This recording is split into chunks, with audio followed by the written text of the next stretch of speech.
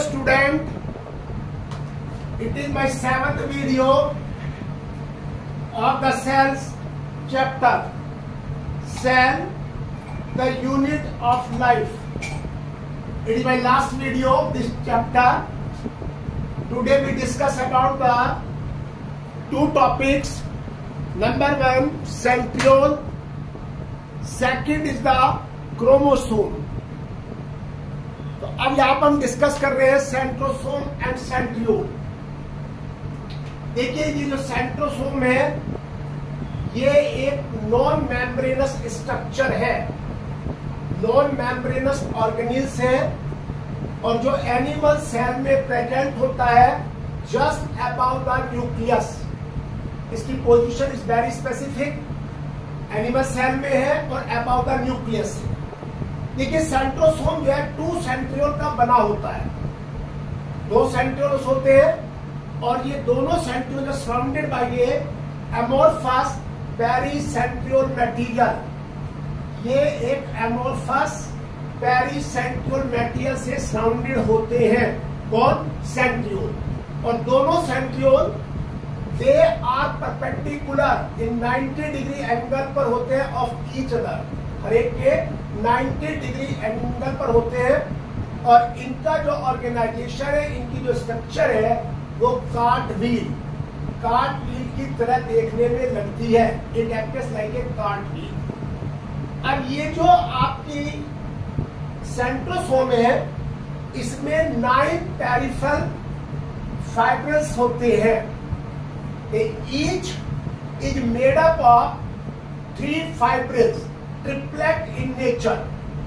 ये एक है, this is the 1 fibril, it is the second fibril, third fibril, 4, 5, 6, 7, 8, 9।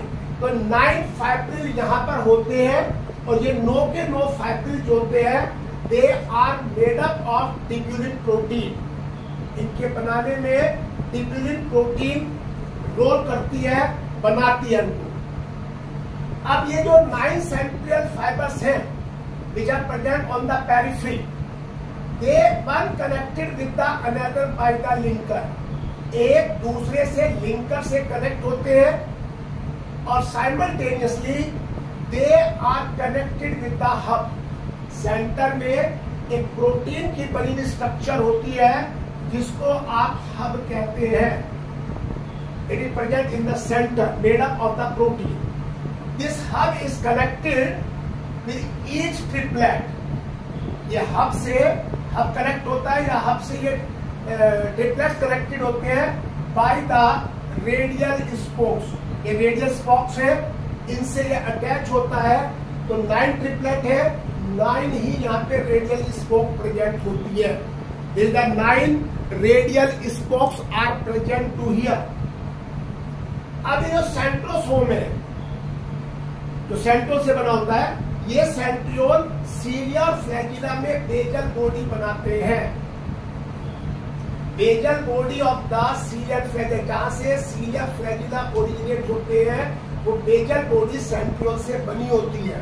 और सेल डिवीजन के टाइम में they make the spindle fibres, क्योंकि ये स्पिंडल फाइबर्स क्रोमोसोम के मूवमेंट में हेल्प करते हैं।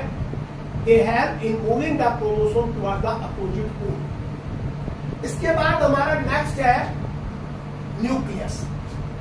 ये हमारा रॉबर्ट ब्राउन ने ढूंढा था सेल के अंदर 1831 में। 1831 में it was discovered by Robert brown.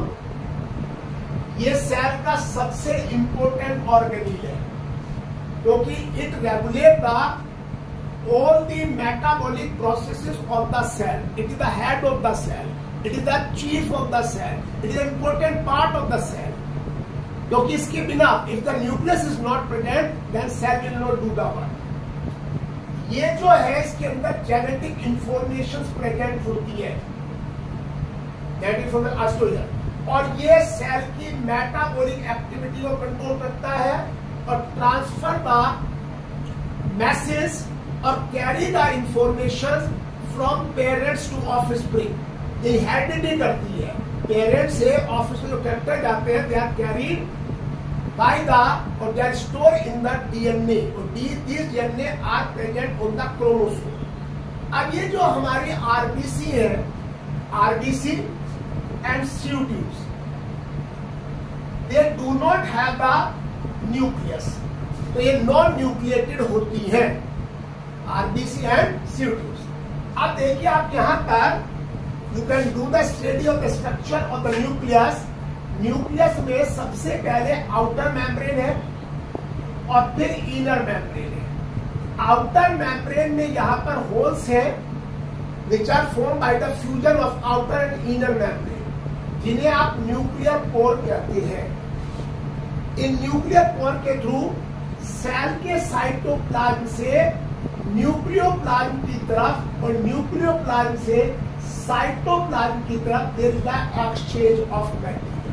देखिए ये सेल का साइटोप्लाज्म है, इस साइटोप्लाज्म से जो मटेरियल है they transfer to the nucleoplasm and from nucleoplasm to the cytoplasm through the nuclear pore. From the outer membrane arise the endoplasmic reticulum and these endoplasmic reticulum bear the ribosome. That's why such ribosomes are called endoplasmic rough endoplasmic reticulum, rough endoplasmic reticulum। इनको हम rough endoplasmic reticulum कहते हैं। Inner membrane enclose a liquid which is called nucleoplasm। In nucleoplasm present the nucleolus or nuclei, NuCELLI, nuclei। देखिए nucleolus generally cell में एक होता है, but sometime in some cells में भी मोर देन वन, एक से ज्यादा भी हो सकती है। अब यहाँ पर इन टू मेम्ब्रेन आउटर और इनर मेम्ब्रेन के बीच में एक स्पेस होता है जिसे पेरी न्यूक्लियर स्पेस कहते हैं। Just here this is the outer membrane और this is the inner membrane, इन दोनों के बीच में ये पेरी न्यूक्लियर स्पेस होता है। अब ये जो न्यूक्लियोप्लाज्म है इसमें यहाँ पर नेटवर्क ऑफ न्यूक्लियोप्रोटीन प्रेजेंट होती है। इस न्यूक्लियोप्रोटीन को आप जो है क्रोमेटिन फाइबर कहते हैं, you call to them the chromatin fibre. और ये क्रोमेटिन फाइबर कंडेंसेशन के बाद क्रोमोसोम में चेंज हो जाते हैं at the time of cell division. जब सेल का डिवीजन होता है तब ये क्रोमेटिन फाइबर कंडेंस होकर के क्रोमोसोम बनाते हैं। अब अगर आप क्रोमोसोम की स्ट्रक्चर देखिए, क्रोमोसोम में यहां पर देखिए ये बीच में सेंट्रोमियर है या प्राइमरी कंस्ट्रक्शन है सर्कुलर शेप में। इसके यहाँ पर on both the side of the centromere और primary construction present the kinetochore protein. ये काइनेटोकोर प्रोटीन प्रेजेंट है और इस centromeres with the centromere attach the chromatids. This structure is called the chromosome. अब ये क्रोमोसोम जो होते हैं इनके जो एंड पॉइंट होता है वहां पर one more construction is form at the end of the chromosome, one more construction is form which is called secondary construction. इस सेकेंडरी कंस्ट्रक्शन के बाद there arise a bulb shape structure. This bulb-shaped structure is called satellite DNA. In this satellite DNA, there is the repetitive sequence of the DNA. Satellite DNA और satellite chromosome, और in satellite chromosome present the repetitive sequence of the DNA, and this DNA is used in fingerprinting. In the 12th class, we will do the study of this one. तो ये पूरी structure आपकी chromosome कहलाती है।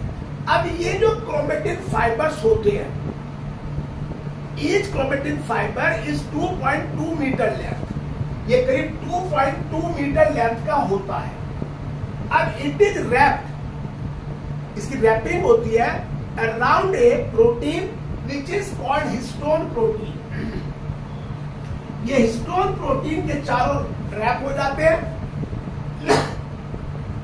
और make the nucleosome. क्या बनाते हैं? Nucleosome. Histone protein and chromatin fibre. अगर हिस्टोन प्रोटीन नहीं होती तो नॉन हिस्टोन प्रोटीन के चारों ओर भी ये रैप हो जाते हैं। Chromatin fibres are wrap either around the histone protein और around the non histone protein. अब ये जो क्रोमोसोम्स है, they have been classified on the basis of position of centromere. ये सेंट्रोमियर कहां प्रेजेंट होता है उसके बेस पे क्लासिफाई किए गए। अब आप देखिए, सबसे पहला टीलोसेंट्रिक। टीलोसेंट्रिक में ये जो सेंट्रोमियर है, it is present at the end of the chromosome. ये क्रोमोसोम के एंड पर प्रेजेंट होता है। टीलोसेंट्रिक एंड पर प्रेजेंट होता है। एक्रोसेंट्रिक में centromere is present just near the end, just near the end. इसमें वन आर्म इज स्मॉल, ये स्मॉल आर्म है और ये लॉन्ग आर्म है, एक्रोसेंट्रिक। मेटासेंट्रिक में centromere is present in the centre, बिल्कुल मिडल में होता है, इसे कहते हैं मेटासेंट्रिक। और सब मेटासेंट्रिक में centromere is just little away, just little away from the center. It is called submetacentric. This is about my this last video. इसको आप लाइक करें, शेयर करें और उसको सब्सक्राइब करें। Thank you.